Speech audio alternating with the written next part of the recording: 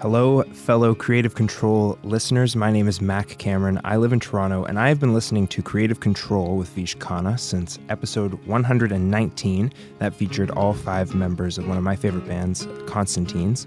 I listened backwards from there and then forwards, and I know it sounds, over the top or cliche, but finding the show changed the course of my life.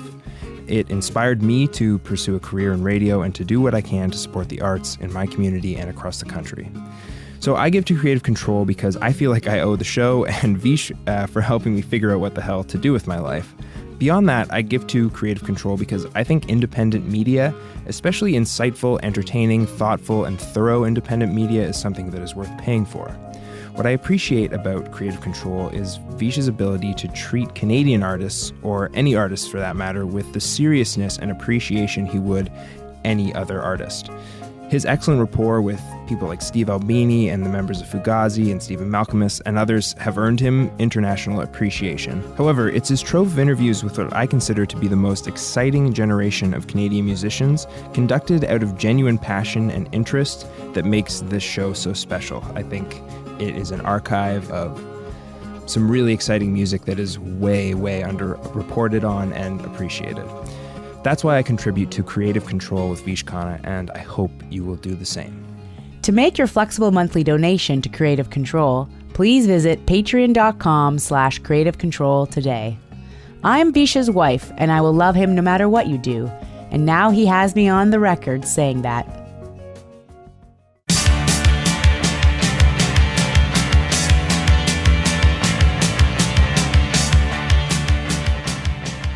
Mouth Congress is a band co-founded by Scott Thompson and Paul Bellini, who are each based in Toronto, Ontario.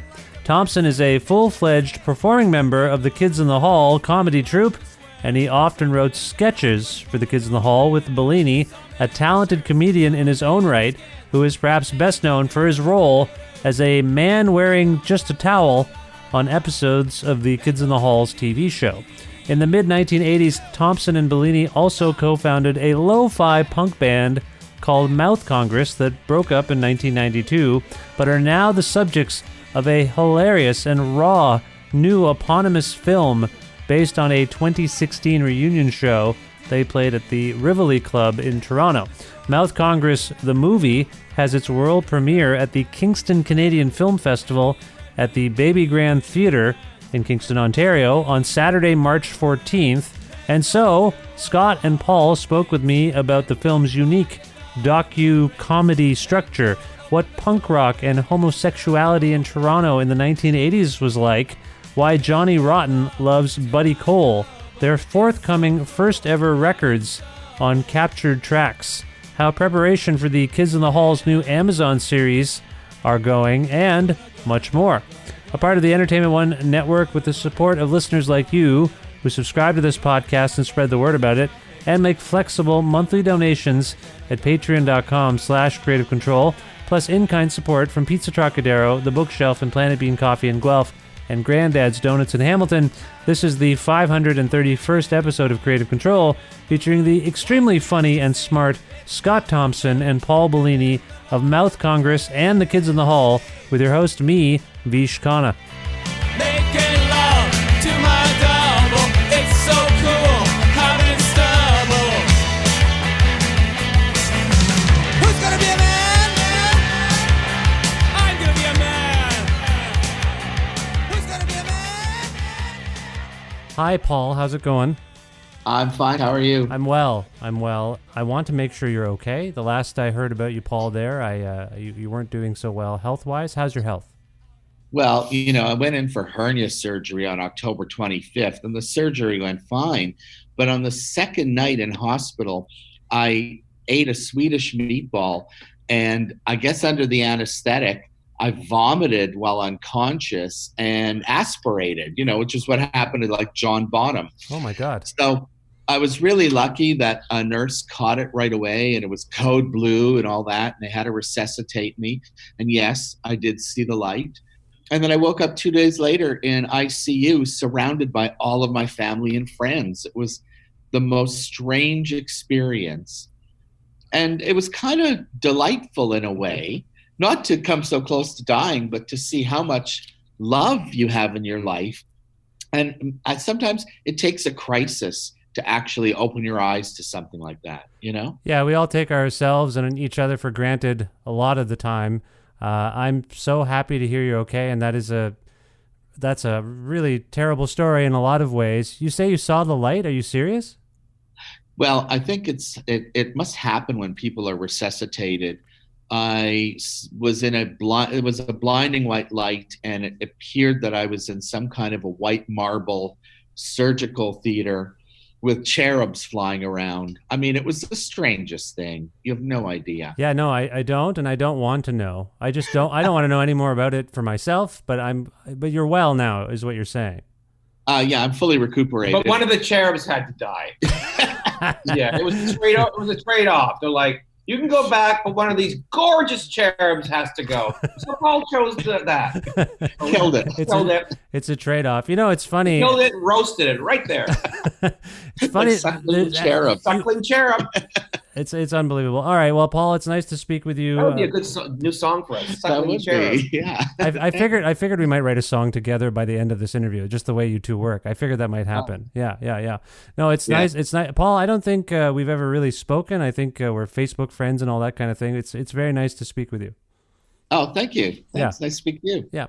Wait till the end of the interview before you say that. Yeah, you might regret it. It's true. Scott Thompson, are you there? It sounds like you are. How you doing? I'm here.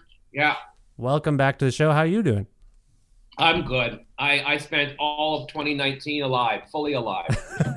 I didn't die once. Well, on stage, dozens of times. And I was resuscitated by comedy doctors numerous times. Sounds about right. I saw you perform once, I believe, in 2019 in Toronto. I did, yes. Is that possible? I don't think I even died that night. No, you were unbelievable. Was that at the Great Hall? Was that in 2019? The years That was right. Yeah, that was. Oh no, that might have been the year before. Anyway, it was wonderful. Yeah. Are you still doing that show? No, I'm not. Oh. No. But it was so good. Yes, I know, but it's I don't need to do it anymore. The Kids in the Hall are rebooted. I'm giving all that material to them. Maybe we'll talk about that at some point. But we're here today to talk about Mouth Congress and this new. I wanted to call it a documentary, but it's really a docudrama, isn't it? I think that's maybe the better name for it. How would you describe the Mouth Congress film, Scott? Oh, well, we call it a documentary because we traffic in lies. So it's very true to our lies. We don't really know what to call it. I mean, because we call it a documentary because we don't know what else to call it. And calling it a docudrama makes it sound like it's not fun. But if that's interesting that you would call it that. Sometimes we think of it as a mockumentary. But it's not that either. But it's not that either because much of it is very true. But we throw things in there that aren't really true just because they serve our agenda. Is it a docu-dramedy? Maybe a docu. It's a mock-you-comedy. Mock-you-drama comedy. It's a film. It's a film. It's a film. That's the fairest way to put it. Paul, can you sort of for those who haven't seen it yet, can you summarize the Mouth Congress film briefly, just so we can keep people in the loop? How would you describe it? It started off with us just merely shooting the process of doing a reunion show and trying to work in all our archival footage because we videotaped everything from the 80s. And then, the long process of spending 2 years trying to cobble it together. And we had to create this kind of framework where Kevin McDonald is a kindly uncle telling a bedtime story to his 8-year-old niece about Mouth Congress. So that's sort of the framework, the structure of it. Yeah, and the niece is named Melancholy for some reason? Melancholy, yes. Yes. Okay. So there's that's where the drama, comedy stuff really, there's a narrative arc at the beginning. It's almost like The Princess Bride or something, really, when I think about it. That's where he stole the idea. That's definitely one of the inspirations. Right, yes. Right. And Kevin is very, very funny. And Scott, did you two write Kevin's narrative? Yes. Yeah. It is the funniest thing. My wife was walking by and I don't want to spoil anything, but there's a line where Kevin suggests that something you two made might have caused a very catastrophic epidemic. AIDS. You can say it, bitch. AIDS. AIDS is the epidemic in question. Yes, we're blamed for causing AIDS. Not actually us, but our work. Our work. Yeah. Exactly, and I was laughing out loud again. I've watched this thing a couple of times, and I was laughing out loud this morning. And my wife came by, and I rewound it, and she laughed. It's very the writing is very funny. That whole thing, the concept that you've stolen clearly from The Princess Bride, very funny. Good work on. Thanks very much. That's good to hear. Yeah, I think it's really funny. Yeah, and we just took it as far as we could. And went, oh, this is a great way to end this bit. Yeah. Now, and it's not that far off the truth. Metaphorically, it's kind of true. now, Paul, we're blamed for a lot of things. Paul alluded to the fact that there's all this archive footage of Mouth Congress from the 80s, and I found this astounding because these days we're so used to we document everything we do every day. Scott, what was the impetus behind so much documentation of the early days of you and Paul and your life and Mouth Congress? Well, Paul's better to answer that. I mean, for me, I was just a preening narcissist who liked to be on camera. And Paul bought the very first video camera. No, you know what it was? Oh, yeah, you tell me. Our guitar player, Rob Rowett, used to be a wedding photographer. He'd make wedding videos in the 80s before people had a lot of home video cameras. And I'd borrow it to go and tape Kids in the Hall shows. And then when we started doing Mouth Congress shows, of course, they had to be put on tape. So I got in the habit of shooting all these live shows and then shooting, candid stuff and rehearsals and us just fooling around. And I shot like a maniac for about 15 years. Yeah.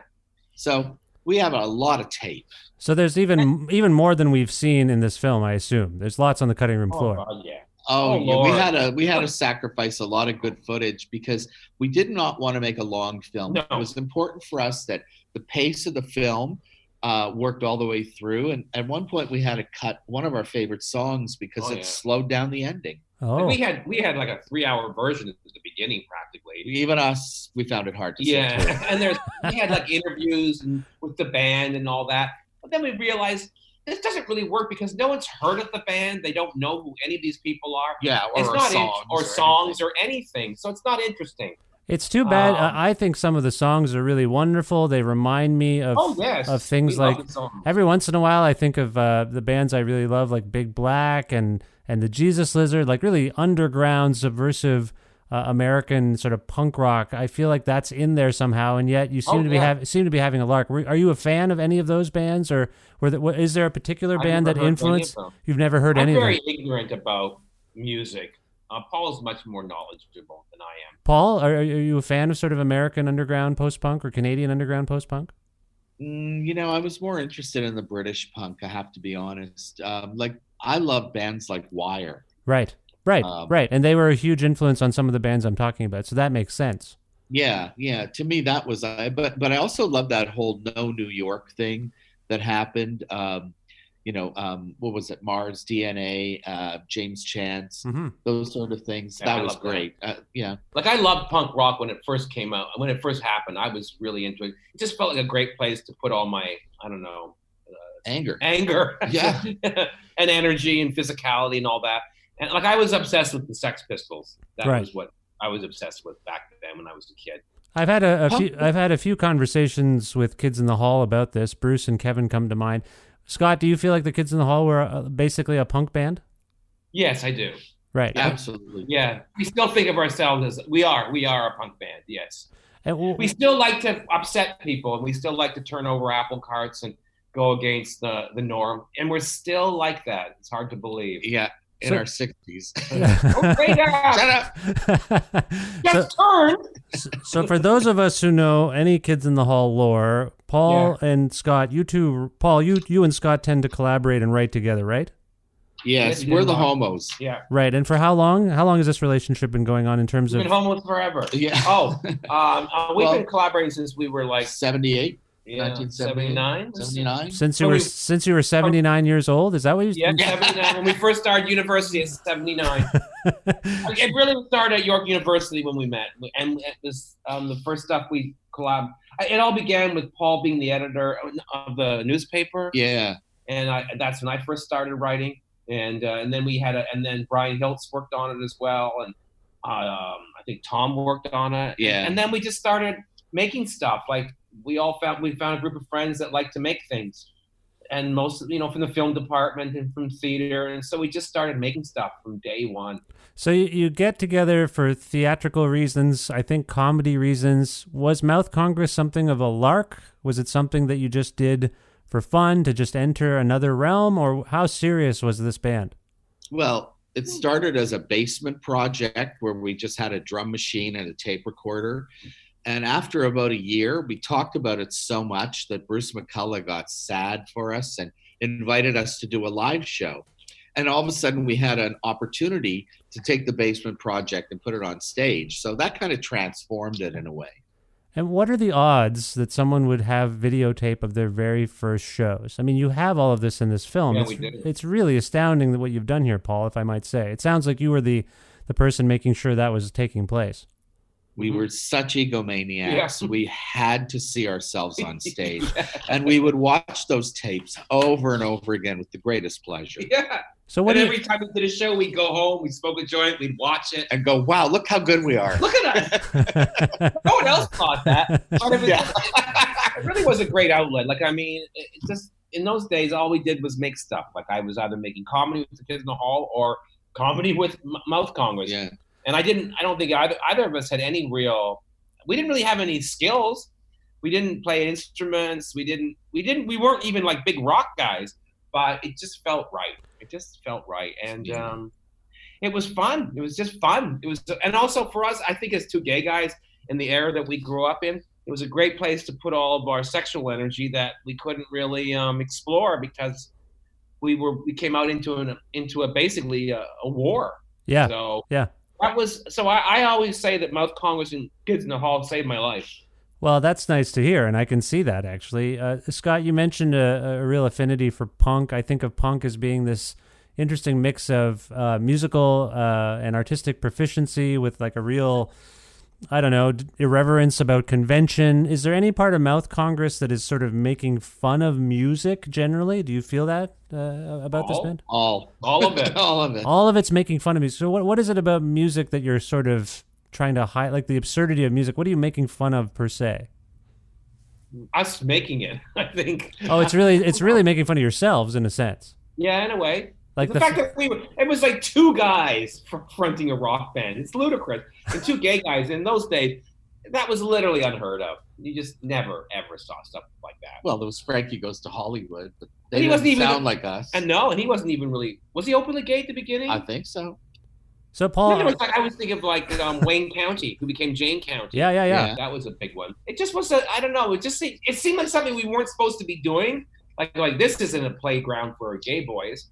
We're supposed to be doing drag and lip syncing songs, and this felt like, we can be real boys. Now, you know that Scott met Johnny Rotten. Yes. Yeah, I did. I've heard that story. Yes. What, can you and he was a very big fan. Very big fan. I couldn't believe it. Which I love. I love that. Well, I remember I told you that story where when the Sex Pistols did their reunion tour, 15 years ago. Yeah, the Filthy Lucre tour. Yeah.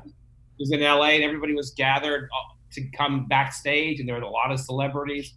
And his manager came out, scanned the crowd, looked at me, and said, "You." And no one else. Tom Arnold's going, "No, I'm coming back." No, he doesn't want to see you. Just stop. And then we ended up me and my manager Terry got drunk with him. So what did he want to talk to you about? What did Johnny Rotten want to talk to the lead singer or one of the lead singers of Mouth Congress about? Kids in the Hall. Really. Big Kids in the Hall fan. Buddy Cole. He just wanted to talk about Buddy Cole. He was obsessed with Buddy Cole. He even said to me that if they ever made a movie out of his life, he wants Buddy Cole to play him. Not Buddy Cole. The spirit was very similar. I felt like, we're the same spirit.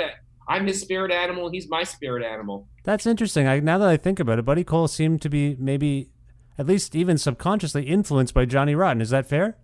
I think that is fair. Yeah. Weird. Okay. Well, in terms of Buddy Cole is like that, and that he'll stand in a wind, and then people say the wind's gotten too strong. You should come inside. Buddy goes, I've just started. Like he's like that. Like he's not afraid of anything. And when I'm Buddy, I am kind of fearless. So doesn't bother me what anybody does or says. So in keeping with what Scott was saying about making fun of the fact that you even got to do it, Paul, do you feel like your music is somewhat accessible? Like almost anyone can get up on stage and play. Almost anyone. Well, clearly with no, I don't want to. I'm not disparaging my guests on my own show. Anyone can, right? I think so. And is that something to kind of make fun of, that accessibility? Well, I don't know if we're making fun of that aspect of it. I think actually we like that aspect of it. Yeah. For me, creation, any kind of artistic expression, it doesn't really matter what it is. If you're a real artist, then you can do anything if you work at it. You know what I think helped? We had musicians who were good friends of ours. They were all straight guys, but they were also a little crazy. Yeah. Like someone like Gord Disley is a very unconventional guy. Very. And Brian Hiltz is insane. Rob Rowan. I mean, all of them were a little strange. So when Scott and I would make a suggestion, they went for it. Yeah. Like there was no, that doesn't sound like this. That's not rock and roll. Yeah. There was never a block. They just went with whatever silly idea we had. Yeah. Right. And they were willing to experiment, and they put themselves on the line. So that's why I think we had such a weird band. And they were actually really good musicians. So we lucked out. Absolutely. No, like that's what I mean. Like the music is, I know it's something of a joke, and there are scenes, I'll get to the scene about the song Gerbil, or the sequence, I should say, in a moment. But I do think like I say, as a music fan, the music is good. And I know you're making fun of it and undercutting it. It's a Kids in the Hall thing, right? Undercut what we're doing. That's a thing you guys all do. But I want to tell you, as a music fan, I think Mouth Congress is good. Thank you. We do too, and that's why we actually have an album coming out. It's hilarious. Well, first there's a 7-inch single that's being released by Captured Tracks out of Brooklyn. And it's got 3 of our signature songs on it. So we're very excited about that. Comes out World Record Store Day. Nice. Yeah. Amazing. That's great. That's great. And then the album, which is going to be called Waiting for Henry. If the single does any business, the album will come out afterwards. Yeah. And it's amazing because all of everything that we recorded was done on such primitive manner that we had everything clean, and Capture Tracks is cleaning everything up and remastering the tracks. And holy cow, it sounds like real music. Yeah. Well, and we see lyrics were everything. Lyrics and taking my clothes off on stage. Yeah. That's what I like doing. I wonder, Paul, if you can talk about what the rise, let's call it the rise of Mouth Congress. What does the rise, what does the rise of Mouth Congress say about that period in Toronto? We were talking about accessibility, how anyone could kind of get into punk rock and play. What are we learning about? Because in the documentary and in the history of Mouth Congress, you are intertwined with the Rivoli Club, based in Toronto on Queen Street. So what is Mouth Congress's existence and trajectory maybe say about Toronto? Paul, can you feel that? At the time, there was very little comedy in Toronto. I mean, the Kids in the Hall were like one of the very few comedy troupes. Even stand-up in Toronto only started in the early 80s.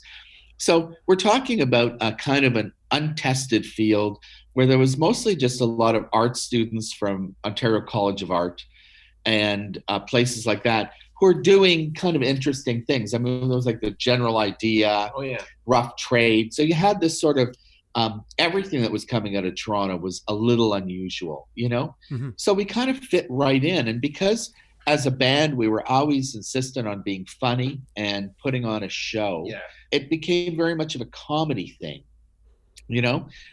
We almost no one came to our shows. Let's be absolutely honest about that. There were at one point on our reunion show in 2016, Scott says, "There's more people here tonight than ever saw our band in the 80s." And it's absolutely true. We would play to rooms of like 6 people all the time and do these all-out shows, like we were, changes. like we were in a stadium. Yeah. Because for us, it was the pleasure of doing it, and not so much a calculated career move. We recorded 7 of our songs, in a studio and then never released the cassette. No. Yeah, what is up with that? That's weird. You made videos too, never sent them to the networks. Why would you do these No, things? actually, the videos were all made after the fact. Yeah. That's a bit of a fib. Oh, Because okay. I only learned how to edit recently. Okay. No, but the 7-inch, the 7-song cassette. I didn't know what to do with it, No. and quite frankly, Kids in the Hall was taking That's off. the thing. Kids in the Hall took out. All of a sudden, we're like making a TV show at CBC, and Yeah. you kind of don't have time to worry about your little indie band at the Rivoli. We still did it. I kept Mouth Congress active until about 1991. But by then, we were just so exhausted from doing the TV show, we kind of weren't into doing rock and roll anymore. Yeah. Yeah. And we never officially folded or anything No. like that. But we've done less and less shows. You know, it's harder and harder now, especially now to be old and do it. Yeah. But the scene back then was very. I mean, the Rivoli. I don't know. I guess they had bands, and then Monday night was a dead night, so that's became the comedy night, and that's where the Kids in the Hall sort of established themselves. You know, we usually piggybacked on their shows, right? Mm-hmm. Oh, okay. So you would play together. The group. We were all learning how to do it. We were all learning how to write comedy, how to write music, all of it. We didn't know anything. Like Paul and I both come from families which really weren't like artistic families. No. And I was never encouraged to do any of these things. But and like the Kids in the Hall, we would do a show with all new songs, with like different costumes and a whole different narrative for each show, and then we'd throw it away, and the next time we'd do a completely new show again. Yeah. Just like the Kids in the Hall. But in that way, we really got very prolific. Yeah. Very. So did the two entities, Mouth Congress and Kids in the Hall, sort of inform one another? Did the act of performing a Mouth Congress show or writing a Mouth Congress song bleed into Kids in the Hall or vice versa? Or did you come up with concepts? Oh, I definitely think so. Like, I definitely think that for me, like I learned how to write comedy and write monologues and that. I remember at one point thinking, the intros to the songs are as long as the songs. And then eventually they're like, they're kind of more, I'd rather do that. Plus, we were really fussy about our lyrics. Very. And our sketch writing. I mean, the two things were basically very word oriented, and we were very specific about what we were trying to do. So the song had to have a good lyric. It had to have a meaning, right? Yeah. Same with sketch. I mean, you have to write a funny sketch. It's got to be about something. It's funny you say that, Paul, because I alluded to the gerbil tension in this film, in which you've written a song that's it's about you, and it's all sort of nonsense. Me. It's about you, and it's just nonsense. And Scott, it really rubs Scott's rhubarb, if I might say. Totally. Scott, can you talk about the origin story of the song Gerbil and how it's... Gerbil was the song that the boys and Paul did at the very beginning, but it wasn't really. It was about Paul being fabulous. No, it was originally called Crocodile Tears, That's right. And it had nothing to do with any of that. And I liked the melody, or it was a Tom King group, and I thought it was a great dance song. And so I changed it to call it it's called Me. You know, like Katharine Hepburn wrote a book called Me, her autobiography. Mm-hmm. So I did the same thing, and Scott fucking hated the lyrics so much and just mocked me. And most of that's in the movie because it really shows our writing, our approach to writing, our chemistry. A lot of it is beating each other into submission. So I just didn't think that, Paul. I just thought a song like that, it's all about how fabulous you are. I'm like you're not Nicki Minaj. Like, this is not going to work.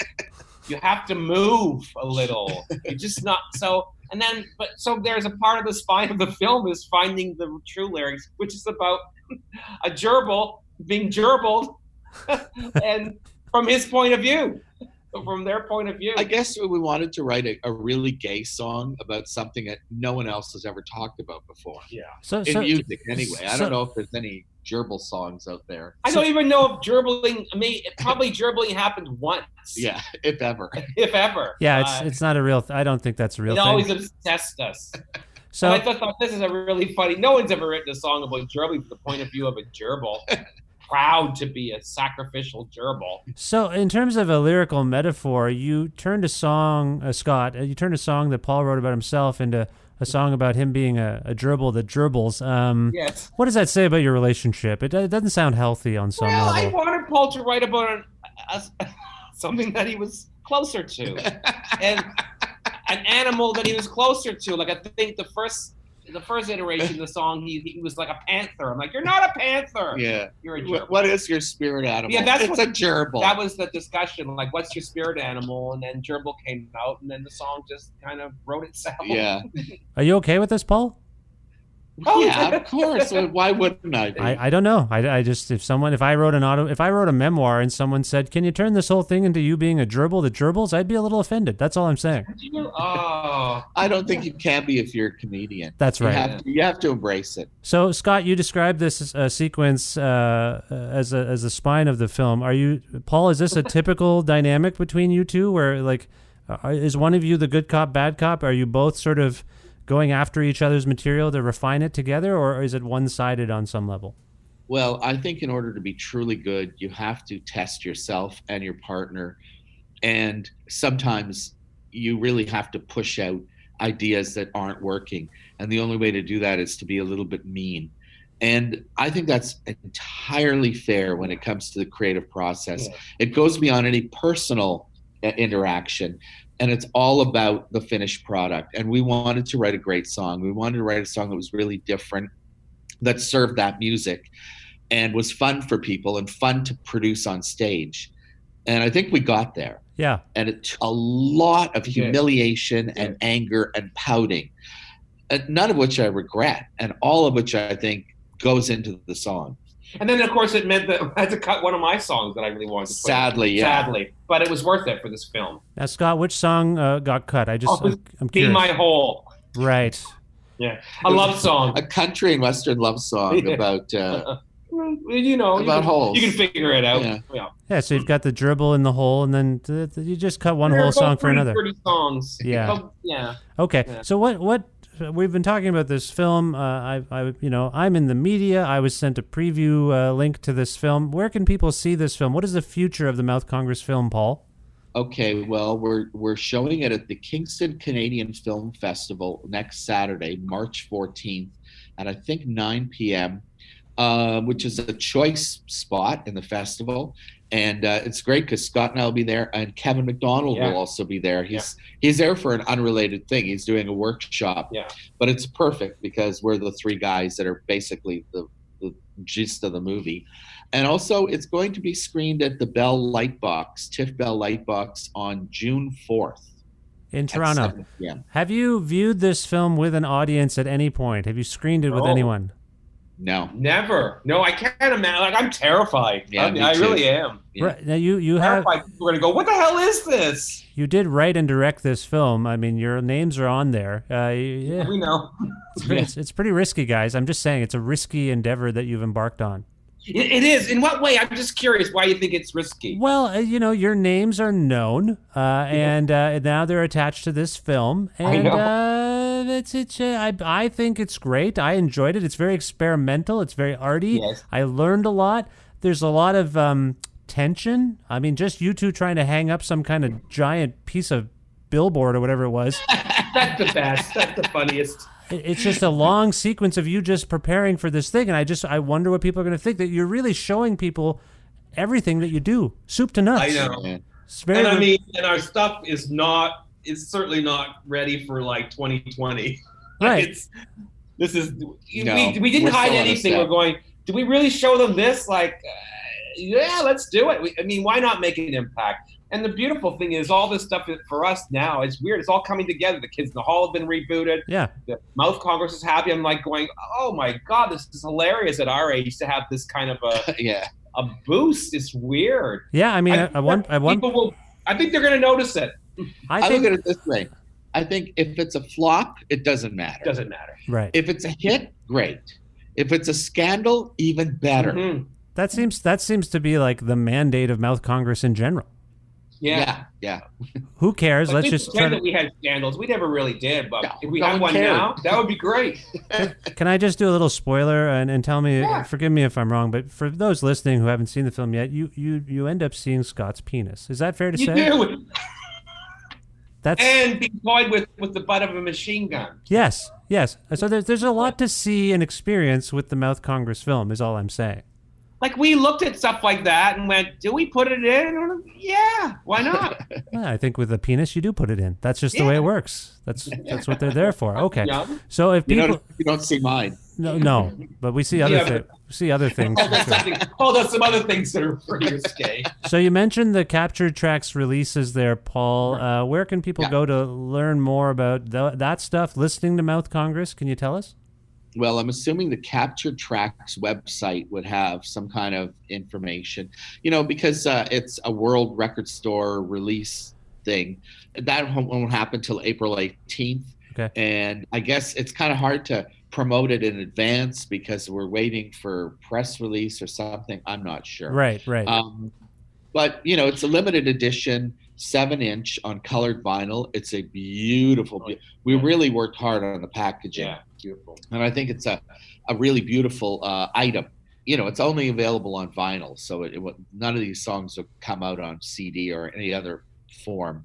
So I guess Amazon would have it, and Captured Tracks, and I'm not sure who else. You said limited edition. You said 7-inch. You said vinyl. Now I'm just thinking about Scott's penis again. I don't know. It's just... Thank you. Yes, orange vinyl. And it is. It's 7-inch vinyl. That's what they call me. Here comes 7-inch vinyl. Now, Scott, you've alluded to the fact that Kids in the Hall have been rebooted a few times now. What can you tell us about this? First of all, thank you and congratulations on this Amazon deal. What's the deal? Well, they're bringing us back to television. We've all come back to Toronto. We're in our third week of writing. It'll be shot this summer. It's going to be, Amazon has bought the entire library of Kids in the Hall. So all the episodes, all the sketch episodes, the films, the documentary, the Death Comes to Town, everything. Wow. And so that's going to happen first. But we're making 8 new episodes. Now, so just to be clear on this, and I think it is clear, but I just want to clarify. When you've reconvened previously, it's for live shows, and then you made Death Comes to Town, which was a different thing. This is sketches. You're going to get together and write a sketch show. It's sketches, yeah. Okay, yeah. And now old school. Old school. How's that feeling? I know you did it for the live shows, but so it's not that foreign to you. But how's that feeling? It's feeling fantastic. Okay. Just great. Yeah. It's just, there are a couple of days where it's like, you're remembering how to ride the bike again. But it's, I couldn't be happier. It's just a thrill. Now, Paul, you, as I mentioned earlier, you are, for those of us who know the troupe, you are part of the troupe. Are you involved in this Amazon series? I'm assuming there might be a Towel Guy appearance. There's stuff in the works. Yes, there is. Is this a sticky? I didn't mean to provoke any sticky. No, it's not at all. No, okay. I think it's great, and I'm looking forward to it. But yeah, probably I'm at the age of 60 having to put on a towel again. What are you going to do? It's my life. But Paul, are you still, or Scott, I don't know who wants to speak to this. I feel like my understanding of this, you guys are your writing partners. Paul, do you serve as a sounding board for Scott's stuff and vice versa? How does that work? Yeah, I guess over the years, whenever we're officially working on something together, I don't know if it's going to happen so much with the show because they've already got a ton of material already that they did on live stages. So it's pretty much ready to be shot. And there's just, I'm just going to be very discreet and about the politics are very different today than they were then. I wanted to ask you about this, Scott, because I know I still maintain you and I did a thing. We did for Exclaim magazine. We did a questionnaire some years ago, and I still, when people say Vish, like what's your favorite episode of your podcast? You have 500 episodes. I said, you know what? Scott Thompson talking to me in a questionnaire, I was really surprised. You said some very insightful things about religion, and they stick with me every day, if I might say. So I think of you as a thoughtful and wise man. I think you know this. You, Vish. It's very nice of you. I want to know about this politics thing, because when the announcement came out, as you know, outrage follows all good news. And people were like, Kids in the Hall did blackface once. Kids in the Hall did this once. They did that once. Yeah, exactly. So how are you, I know you're outspoken and you don't have a lot of patience for this kind of outrage. How are you feeling about provoking people with the Kids in the Hall in the year 2020? Well, I'll be honestly, I'm nervous and excited. You have And yeah. I'm not worried. I've been told by people, you can't do this, you can't do that, you can't do this, and a lot of people, this stuff won't fly. And I'm like, well, you know what? Let's see. Let's see how far we can go. We're definitely going to push things.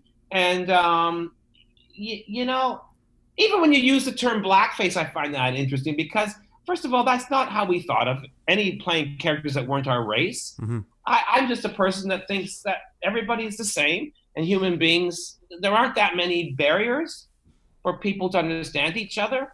And, you know, I just thought, well, I want to look like a character, so I'm going to try to look like them. I didn't see any, you know, I just never really thought it was a big deal. And we'll see what we get to do now. And I'm sure there will be people that are outraged, but I'm sure the vast majority will not be. Yeah, I'm guessing I think that's what will happen. But I'm guessing you may not tread the line of cultural appropriation in this time frame. Is that Vish, when you say cultural appropriation, what do you mean by that? Well, do you really mean that, or are you just using it because that's the vernacular of the time? That's the vernacular of the time. No, I'm not saying I'm not saying I feel that way. I'm an Indian guy. I'm aware of what's going on. I know what I've grown up this way the whole time. I used to engage in it just to fend off the white people I grew up with. You know what I mean? Like kind of a weird brown face or minstrelsy. I used to call myself an Uncle Raj, for crying out loud. So what I'm saying is, I'm not saying this from my point of view. I'm just saying this is what you're up against, and you know this. So I do know it. Yeah, and you're fine with dealing with these people who are going to complain. I am fine with it. I think I still have the stomach for it. Okay. I know it's in my heart. I know why I do these things, and it's just like, if the kids in the hall don't overturn a few apple carts, then what's the point? Right. Okay. I wish people wouldn't dissect comedy in such a literal way, because there's something bigger at stake always with comedy. And for it to work, you can't start breaking it down. Like, there's a little Kids in the Hall podcast where they talk about every episode, and they're all young millennials, and like, they love the show, but the minute Mark appears as the Japanese emperor or as the blues guy, they get all twisted into knots, and I'm thinking, and they're all white. They're all white kids. Yeah, too. Shut up! You're missing the fucking point. I think here's my take on this. I think non-comedians employing comedy has really impacted comedy, because the people they're really, I think the people they're upset at are the people who think they're like they're culturally insensitive, they're racist, they're politicians or public figures, and they just say things that they shouldn't. Honestly, like, you wouldn't say it to someone if they were in the room with you, but they have these pulpits and they say it, and it's not insightful, and it's also not funny. But then when they get called on it, they say, I was making a joke. And I feel like this has had a ripple effect where people are like, joke? I heard him say joke. That must mean all comedy is evil and terrible. And that's what I see happening. And because as you would guess, I'm a huge fan of your work, and I'm a huge fan of comedy. I share your sentiments. I feel like comedy is being unfairly maligned in a lot of ways because of the non-comedians. Does that make any sense? You know what? I agree. Activists are the least humorous people on earth. I mean, they have to be by nature, obviously. Yeah. But again, that literal dissection of material does not do anybody any good. Yeah. Like, we're gay men that came of age in a very, very turbulent time. Oh, AIDS and gay bashing. Absolutely. So, and the activism was so intense that I was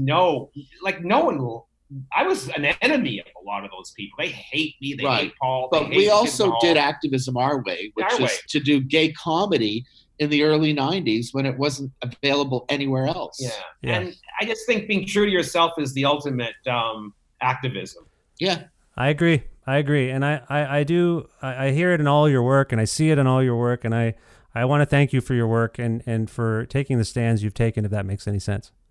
Thanks, Vish. Yeah. Now, so we ended on a nice note. You cheered. You involuntarily cheered. That's nice of you. Now, I usually go out when I have a guest, it's a musical guest, we go out on a song. I know everything's getting cleaned up. Is there anything by Mouth Congress I could potentially play for people to hear? Like, is there anything from the back catalog or anything? Is there something you can think of, Paul? I'm going to go with Paul on this one because I feel like he keeps the archives going. Well, you could play one of the songs off the new 7-inch single. Is okay. Which one would you suggest? Tactile Tactile. Okay, that's a good one. What do you want to say Or about? Gonna Be a Man. or Me and My Off Hours. We'll let you choose. Any one of them would be fine. Yeah. I am going to go with. Well, what do you want to say about Tactile? If we went with Tactile, what would you say about it? Oh, Tactile was one of our very first songs. Yeah. It was something Scott was jamming out in the living room, and it was that tick, tick, tick, tick thing that I thought was really clever. And then we gradually realized it was a song about human contact. And as young gay guys who weren't getting laid a lot, we were very interested in this idea of tactility, of being touched and touching people. Mm-hmm. And the song is very much, I think, a plea for being touched a lot in the future. Oh, Right. that sounds nice. Scott, do you want to edit anything about Paul's answer there? I just want to say that it all came true, and that very soon after that, we were being touched a lot. All right. Well, here's to more touching. Never enough. More touching. It's never enough. No, never. All right. This is Tactile by Mouth Congress. Paul Bellini, Scott Thompson, thank you so much for being on this show, and best of luck with everything going forward with this film and all Thank things you. Mouth Congress and Kids in the Hall. I really appreciate your time. Thank you, Thank Vish. you.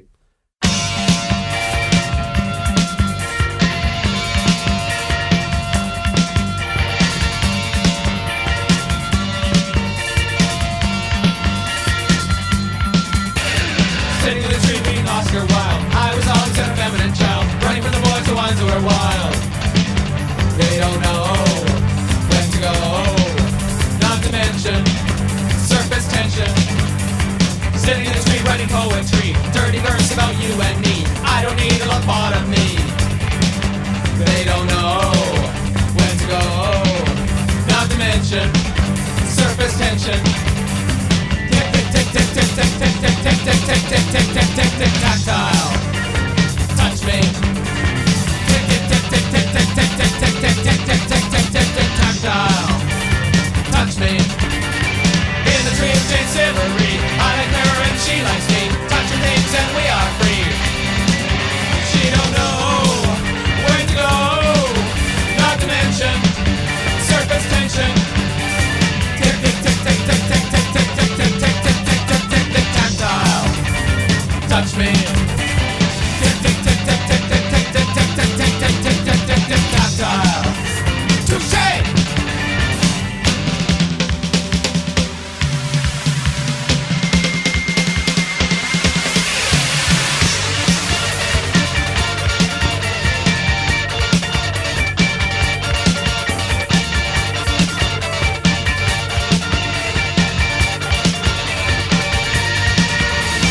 Sing in the tree, talk of the wind. All I think about is sin. Makes me happy, it makes me spin.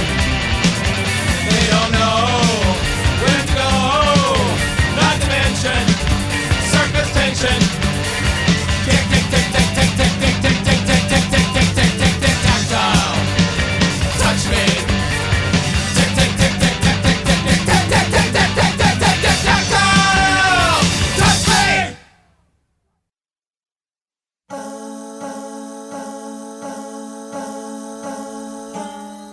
Oh, very, very special thanks to Scott Thompson and Paul Bellini of both Mouth Congress and the Kids in the Hall for appearing on this, the 531st episode of Creative Control, which is part of the Entertainment One network and is available on all iOS and Android platforms, and Spotify, YouTube, and Audio Boom, and CastBox, and Radio Public, and Stitcher, and it's on all of the platforms that you access your podcast from.